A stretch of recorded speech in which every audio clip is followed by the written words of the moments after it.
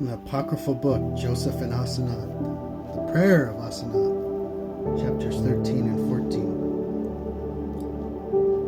14. Visit, Yahweh, my humiliation, and have mercy on my orphanhood, and pity me, the afflicted, for lo, I, Yahweh, fled from all and sought refuge with you, the solitary friend of men.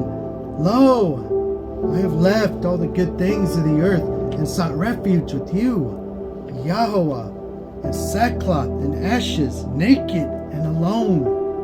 Lo, now I put off my royal robe of fine linen and a crimson stuff interwoven with gold, and have put on a black tunic of mourning. Lo, I have loosed my golden girdle and cast it from me, and have girded myself with rope and sackcloth. Lo, my diadem and my martyr have I cast out from my head, and I have sprinkled myself with cinders. Lo, the floor of my chamber that was paved with many colored and purple stones, which formerly moistened with ointments and was dried with bright linen cloths, is now moistened with my tears, and has been dishonored in that it was strewn with ashes. Lo, my Yahweh, from the cinders and my tears, much clay has been formed in my chamber as on a broad road. Lo, my Yahweh, my royal dinner and the meats I have given to the dogs. Lo, I have also, Yahweh, been fasting 7 days and 7 nights, and neither ate bread nor drank water, and my mouth is dry as a wheel, and my tongue as horn, and my lips as potsherd, and my face has shrunk, and my eyes have failed from shedding tears. But you, Yahweh Elohai, deliver me from many ignorances. Forgive me for that, being a virgin and a knowing I have gone astray. Lo, now all the Elohim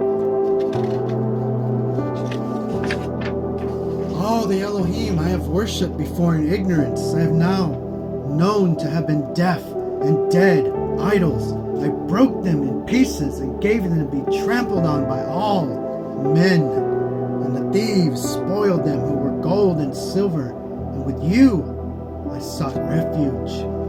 Yahweh Elohim, forgive me, Yahweh, for that I committed many sins against you in ignorance. I have spoken blasphemous words against my Lord Yosef, and I did not know, I, the miserable, that he is your son. Yahweh, since the wicked men urged by envy said to me, Yosef, the son of a shepherd from the land of Canaan, and I, miserable one, have believed them and went astray. I set him as nothing, and have spoken wicked things about him, not knowing that he is your son. For who among men fathered, or will ever father such beauty? Who else is such as he, wise and mighty as Yosef? But you, Yahweh, I commit him, because for my part I love him more than my own soul. Keep him safe in the wisdom of your grace, and commit me to him for a handmaid and a bondwoman, that I may wash his feet, make his bed, and minister to him, and serve him, and I will be a bondwoman to him for the times of my life. And when Asenath had ceased making confession to Yahweh, lo, the morning star also arose out of the heaven in the east. And Asenath saw it, and rejoiced, and said, Has Yahweh Elohim then heard my prayer? For that this star is a messenger and herald of the heights of the day. And lo, as she was still looking forth at the morning star, the heaven was rent, and a great and ineffable light appeared. And when she saw it, Asenath fell upon her face upon the cinders, and straightway there came to her a man from heaven, and stood above her bed, and said to her, Asenath, stand up. And she said, Who is he who called me? For that the door of my chamber is shut, and the the tower is high, and how then have you come into my chamber?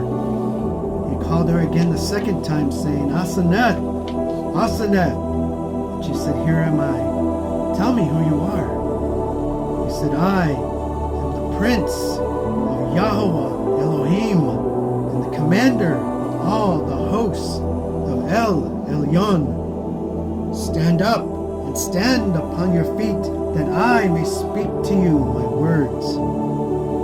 She lifted up her face and saw, and lo, a man in all things like Yosef, in robe and wreath and royal staff, save that his face was as lightning, and his eyes as light as the sun, and the hair of his head as a flame of fire, and his hand and his feet like iron shining from fire, for sparks proceeded from both his hands and from his feet. And seeing these things, Asenath feared and fell on her face, for she became greatly afraid, and all her limbs trembled.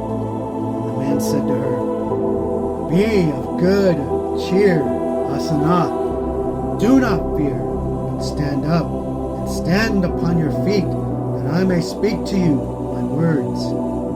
And Asenath stood up upon her feet, and he said to her, Go without impediment into your second chamber, and lay aside the black tunic wherein you are clad, and cast off the sackcloth from your loins. Shake out the cinders from your head. Wash your face and your hands with pure water, and put on a white, untouched robe, and gird your loins with the bright girdle of virginity, the double one, and come again to me, and I will speak to you.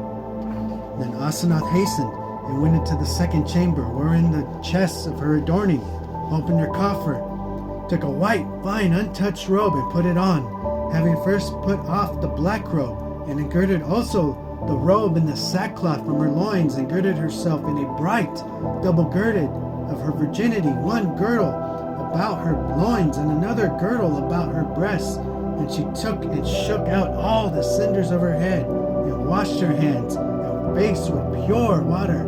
And she took a mantle most beautiful and fine, and veiled